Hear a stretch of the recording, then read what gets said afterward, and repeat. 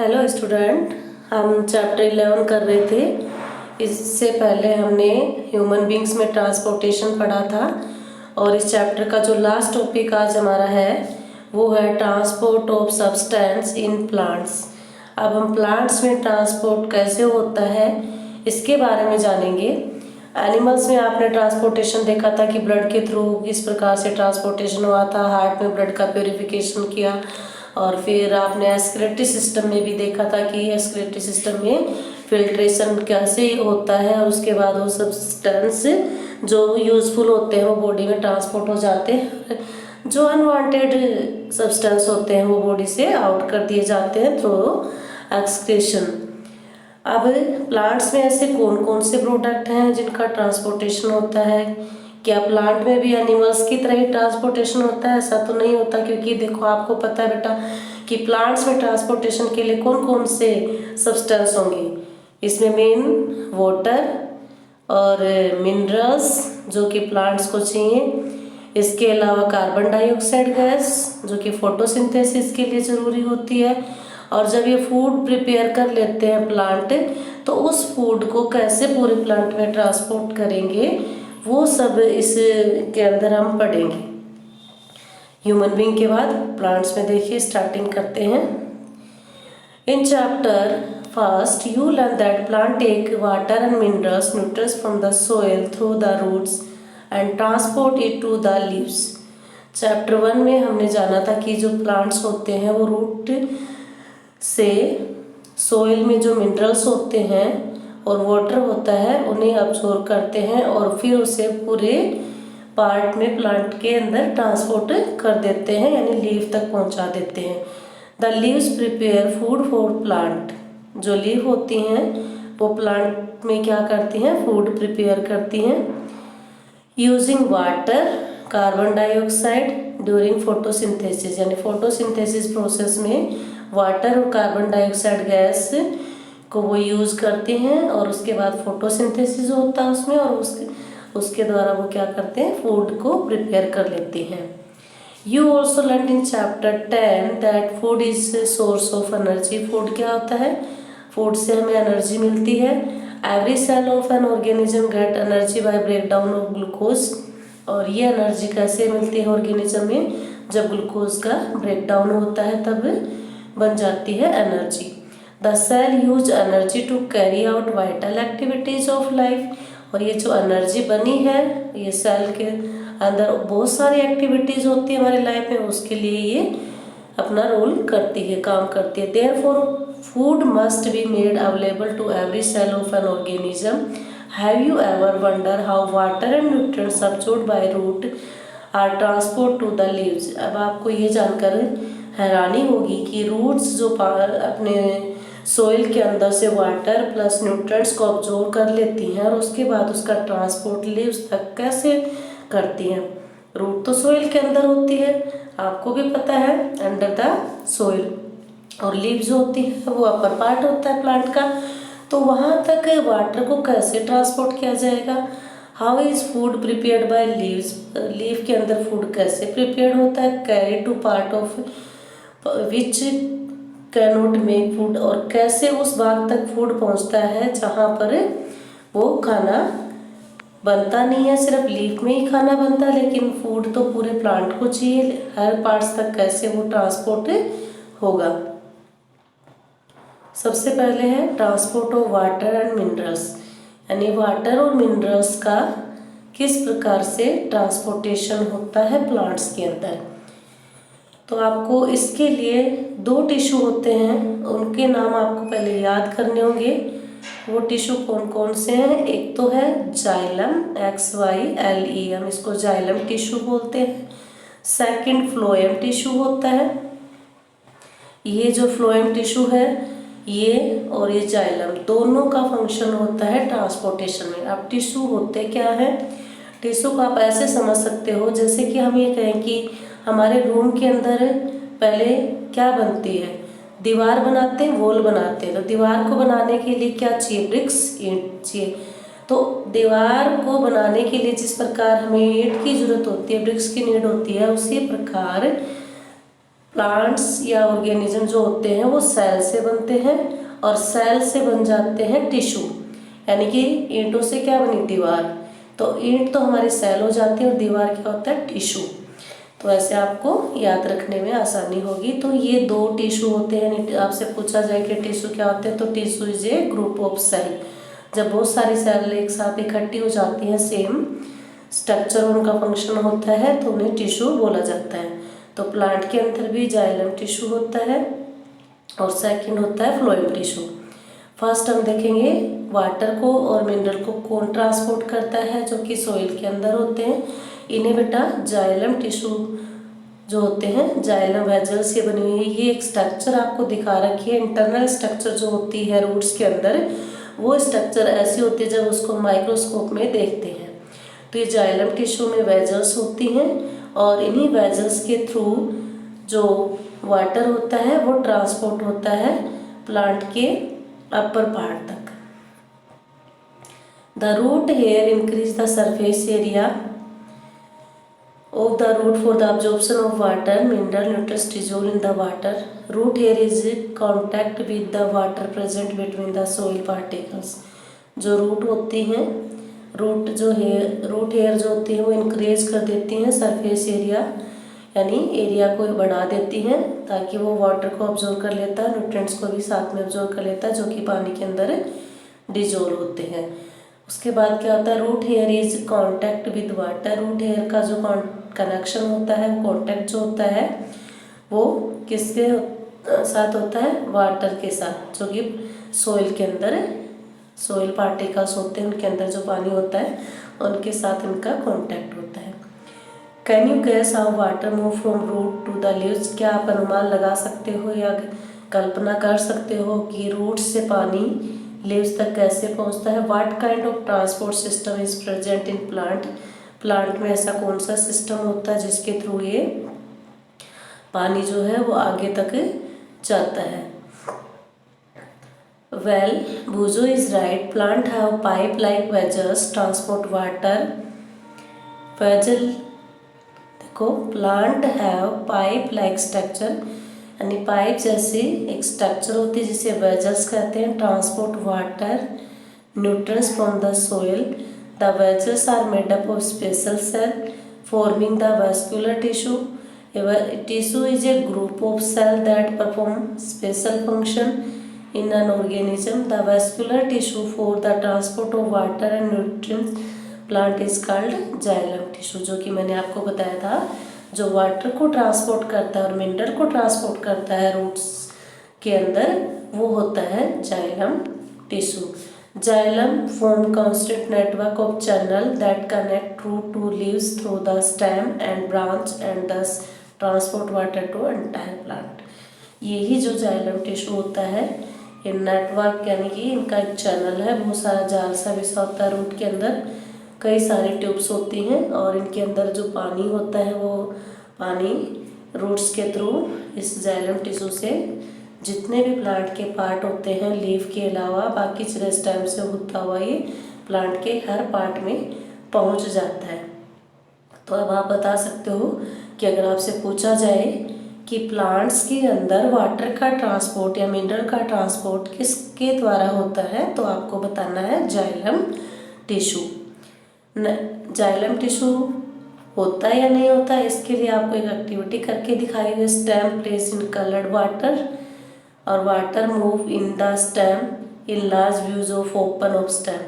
ये दिखा रखा है कि स्टेम से ही पानी आगे बढ़ता है, तो रूट से आता है, हमने रूट को हटा दिया, स्टेम को फिर पानी के अंदर कलर्ड वाटर में डीप किया, तब हम देखते हैं कि स्टेम का जो कलर होता है वो भी रेड हो जाता है। इट मीन स्टेम के थ्रू जो पानी है वो अपराइट यानी ऊपर की तरफ जाता है, डाउनवर्ड न जाके अपवर्ड डायरेक्शन में फ्लो करता है water. From the activity we see that water moves up stem, in other word stem conduct water. यानी कि हमने चैप्टर में पढ़ा था ना कि स्टेम का क्या फंक्शन है, तो आपने पढ़ा stem conduct water 6th class में। Just like red ink, minerals dissolve in water also move the stem along with water. Water and minerals go to leaves and plant part through narrow tubes xylem inside the stem. Stem के अंदर भी ये xylem tissue जो होता है present होता है। इसके बाद जो अपना जाइलम टिश्यू के बाद जो नेक्स्ट है लीव सिंथेसिस फूड। आप फूड की बात करेंगे कैसे जाता है। दैट लीव्स सिंथेसिस फूड, यानी कि पत्ती जो है खाना बनाती है। Food has transport to the whole part of plant, फिर ये खाना पूरे पार्ट्स में पहुंचता है। This is done by the vascular tissue, ये भी इसका एक और वेस्कुलर टिश्यू होता है, नेम है phloem. The xylem and phloem transport the substance plant. तो आपको ये दोनों याद रखने हैं।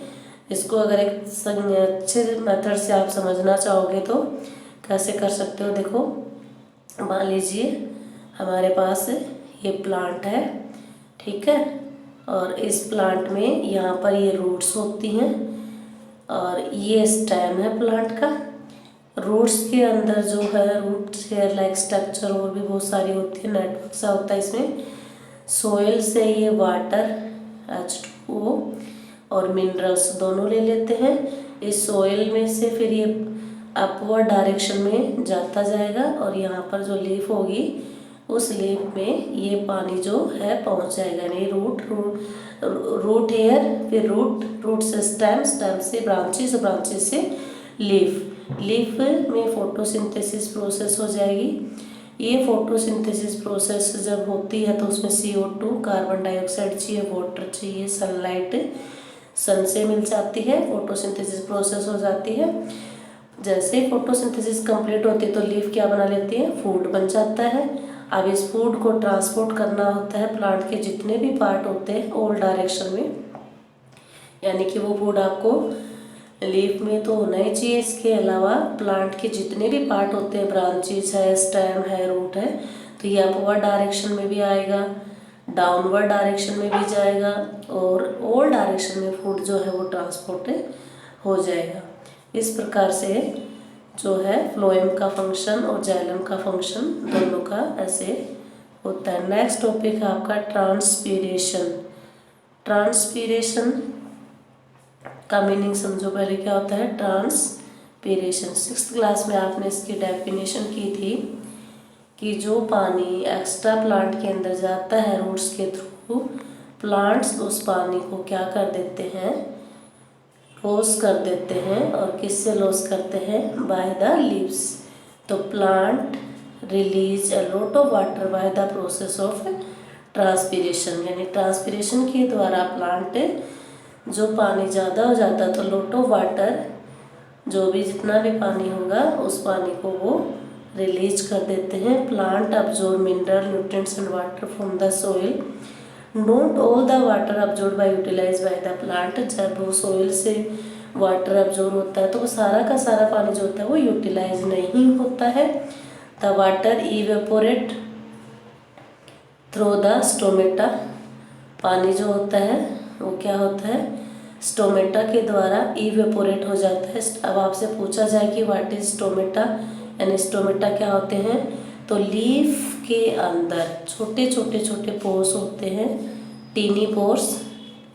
इन्हीं टीनी पोर्स से जो है स्टोमेटा से कार्बन डाइऑक्साइड गैस तो बाहर जाती है और ऑक्सीजन आउट करते हैं और CO2 को ये लेते हैं। इसके अलावा वाटर को भी ये रिमूव करते हैं स्टोमेटाथिस। तो tiny pores present in leaf is called stomata. फिर से सुनो, स्टोमेटा क्या होता है, the tiny pores present in leaf is called stomata. अब अगर आपसे पूछा जाए कि what is the function of stomata, अब स्टोमेटा का फंक्शन क्या होता है, तो इसके दो मेन फंक्शन होते हैं। फर्स्ट तो आपको बताना, एक्सचेंज करते हैं गैस को, क्या करेंगे, एक्सचेंज ऑफ गैसेस को एक्सचेंज करते हैं। यानी कार्बन डाइऑक्साइड गैस को तो स्टोमेटा लेते हैं फोटोसिंथेसिस के लिए और ऑक्सीजन को वो आउट करते हैं, जिसको हम रेस्पिरेशन से ले लेते हैं। इसी प्रकार सेकंड फंक्शन अगर आपसे पूछा जाए स्टोमेटा का, तो वो सेकंड फंक्शन होता है ट्रांसपीरेशन, जो कि अब हम इस समय पढ़ रहे हैं। ट्रांसपीरेशन का मीनिंग बताया था कि लॉस ऑफ वाटर, लॉस कर देते हैं, जो पानी उनको ज़रूरत नहीं होती है, सारा वाटर वो यूटिलाइज नहीं कर पाते हैं, एक्स्ट्रा वाटर को वो क्या कर देते हैं, वहाँ से निकाल देते हैं अपनी लीव से, यानी स्टोमेटा के द्वारा। तो दो ही फंक्शन आपको याद करने हैं, first is exchange of gases और सेकेंड इज ट्रांसपीरेशन। ये स्टोमेटा के फंक्शन हो जाएंगे। On the surface of the leaves by the process of transpiration, evaporation of water from leaves generate a suction pool, the same that you produce when you suck water through straw। पानी evaporate वैसे ही होता है जिस प्रकार से जब हम किसी पाइप से पानी को हम शक करके यानी पीते हैं, जैसे आप जूस वगैरह लेते हो स्ट्रॉ से पीते हो तो आप खींचते हो अपने माउथ से, वैसे ही ये पानी भी वैसे ही ऊपर की ओर जाता है। Which can pull water to great height in the tall tree. ऐसे ही ये पानी जो होता है कितनी भी ऊंचाई का पेड़ क्यों ना हो, वहाँ तक लास्ट तक ये पानी का ट्रांसपोर्टेशन हो जाता है। ट्रांसपीरेशन का एक और फंक्शन है। ट्रांसपीरेशन जो होता है का काम करता है कूल द प्लांट। जैसे हमारी बॉडी के अंदर पसीना आता है, स्वेट आता है, तो हमारी बॉडी का टेम्परेचर जो होता है वो क्या होता है, टेम्परेचर 37 डिग्री सेल्सियस रहता है। तो स्वेट जो होता है बॉडी के टेम्परेचर को कंटेन रखता है, उस टेम्परेचर को इंक्रीज और डिक्रीज नहीं होने देता है और हमें कूल रखता है। गर्मियों में जब ज़्यादा पसीना आता है तो उसी का यही रीज़न है कि जो हमारी बॉडी का टेम्परेचर है उस टेम्परेचर को वो बनाए रखता है, उसे मेंटेन रखता है। और इसी प्रकार ट्रांसपीरेशन जो होता है वो प्लांट के अंदर अपना फंक्शन करता है। उसमें क्या करेगा, वो जो पानी लॉस कर देता है ज़्यादा, वो उस प्लांट को उस जगह पे वो कूल बनाए रखेगा प्लांट को। तो ये चैप्टर हमारा यहाँ पे कंप्लीट हो जाता है। इसमें बहुत सारे कीवर्ड्स भी दे रखे हैं आपके, इन कीवर्ड्स को आपको याद करना है।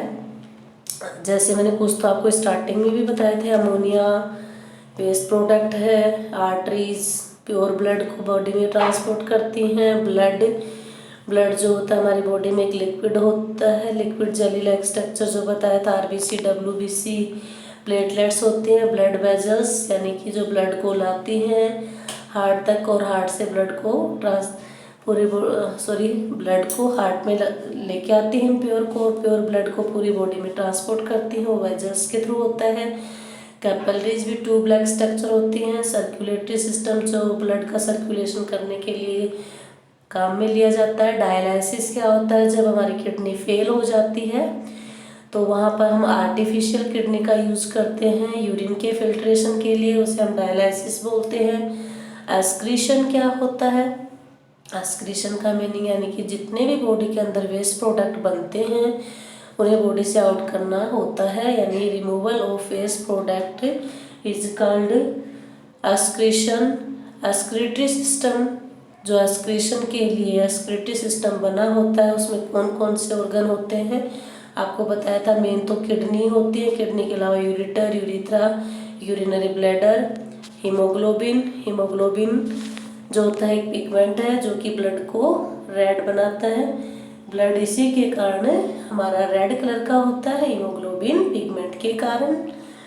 नेक्स्ट आपका है हार्ट बीट, यानी 1 मिनट में आपका हार्ट कितनी बार बीट करता है वो उसकी हार्ट बीट कहलाती है। कंस्ट्रक्शन और रिलैक्सेशन होता रहता है हमारे हार्ट के अंदर तो वो हार्ट बीट हो जाएंगी।